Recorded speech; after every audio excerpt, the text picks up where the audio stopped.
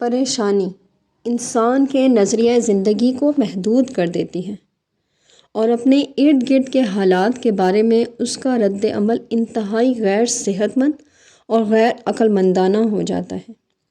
یہ ذہنی رویہ ہمارے اندر صحت کے بہت سارے مسائل کو جنم دینے کی وجہ بنتا ہے، لہٰذا اس چیز کو اپنے نظام سے پوری طرح ختم کرنے کی ضرورت ہے۔ اس کے لیے چند باتیں ایسی ہیں جن پر عمل کیا جا سکتا ہے۔ سب سے پہلے تو ہم نے یہ سوچنا ہے کہ کیا ہم اپنے دشمن کو اپنے دل میں جگہ دے سکتے ہیں؟ تو اس کا ایک سادہ سا جواب ہمارے اندر سے آتا ہے کہ ہرگز نہیں۔ لیکن ہم اپنے دل میں آزردگی، مایوسی، غم و غصہ پیدا کر کے انجانے طور پر، لاشعوری طور پر ایسا ہی کرتے ہیں اور اس طرح اپنی صحت کے لیے لاتعداد مسائل پیدا کر دیتے ہیں، جیسے معدے کا السر، ہائی بلڈ پریشر وغیرہ۔ اس کے لیے ضروری ہے کہ ہم اپنے اندر کے اس دشمن کو نیست و نابود کر دیں۔ ایک مشہور مقولہ ہے کہ کرۂ ارض پر امن قائم کرنے کے لیے ضروری ہے کہ ہم اپنے آپ سے اس کی ابتدا کریں، اور یہ کتنا صحیح قول ہے کہ ہر انسان معاشرے کی بنیاد ہے۔ اس لیے معاشرے میں امن قائم کرنے کے لیے ضروری ہے کہ ہر فرد پرامن بن جائے۔ اس کی وجہ یہ ہے کہ اپنے متعلق کسی مخالف تبصرے پر پیدا ہونے والے رد عمل سے نمٹنے کے کئی طریقے ہیں۔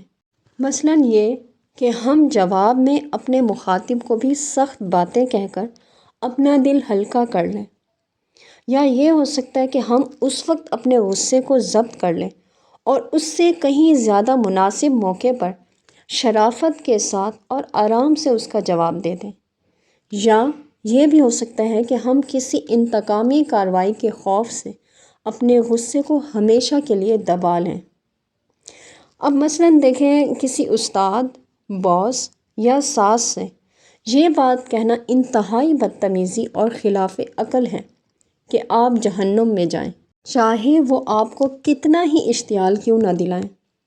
لہٰذا بار بار بے عزت ہونے کے باوجود ہم اپنے منفی رد عمل کو تحت الشعور میں دفن کرتے چلے جاتے ہیں۔ پھر ہم اپنے دل کی بھڑاس کبھی کسی دوسرے ایسے شخص پر اتار لیتے ہیں جس کا تعلق ہمیں بے عزت کرنے والے شخص سے ہوتا ہی نہیں ہے۔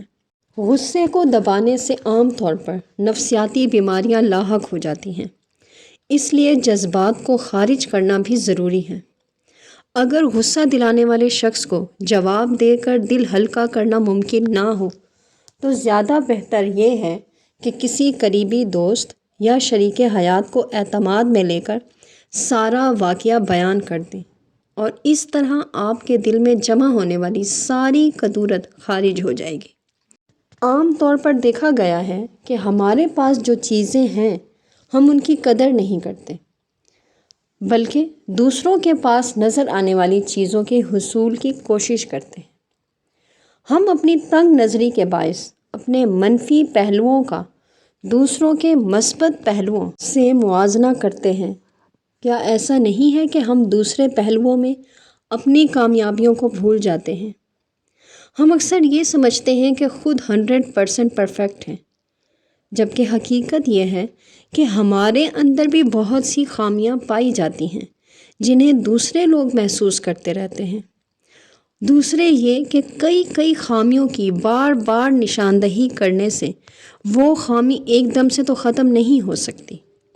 اس لیے ہمیں چاہیے کہ ہم دوسروں کی خامیوں کو بھی برداشت کرنا سیکھیں۔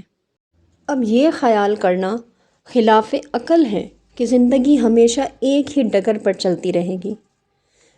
تبدیلی تو زندگی کا ایک حصہ ہوتی ہے۔ اب ایک مشہور مقولہ ہے کہ صحت اور خوشیاں دونوں ایک ساتھ ہی ملتی ہیں۔ اب ہر وقت اپنی مرضی پر نہیں چل سکتے۔ اگر ہمیں اپنے بچپن سے ہی اپنی مرضی کے مطابق زندگی گزارنے کی عادت ڈال دی گئی ہے تو ایسی صورت میں حقیقی دنیا کا سامنا کرنا مایوسی کو جنم دیتا ہے، کیونکہ یہ دنیا ہمارے گھر کی محدود دنیا سے قطعی مختلف ہے۔ اس طرح دل میں غصہ اور پریشانی جنم لینے لگتی ہے۔ ایک قول ہے کہ ناکامی کامیابی حاصل کرنے کی جانب ایک قدم ہے۔ مشہور مصنفین کا کہنا ہے کہ اپنی ابتدائی زندگیوں میں پبلشرز کی طرف سے مسترد کر دیے جانے کے بعد انہیں متعدد بار ناکامیوں اور مایوسیوں کا سامنا کرنا پڑا تھا۔ پھر بڑی جدوجہد کے بعد ان کی کتابوں کی اشاعت شروع ہوئی اور انہوں نے نام کمایا۔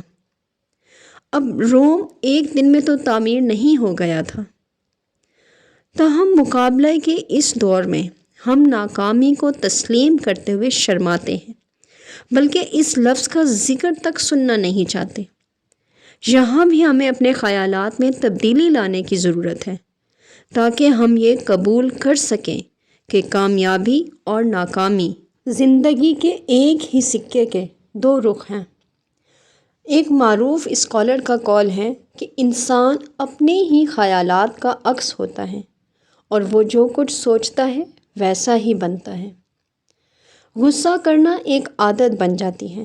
ہمیں اس بات کی کوشش کرنی چاہیے کہ ہمارا ذہن اس محنت سے چھٹکارا پا لے تاکہ ہم عقلی اور حقیقی زندگی گزار سکیں، ورنہ اس بات کا خدشہ ہے کہ غصہ ہمارے ذہنوں اور جسموں پر قبضہ کر لے گا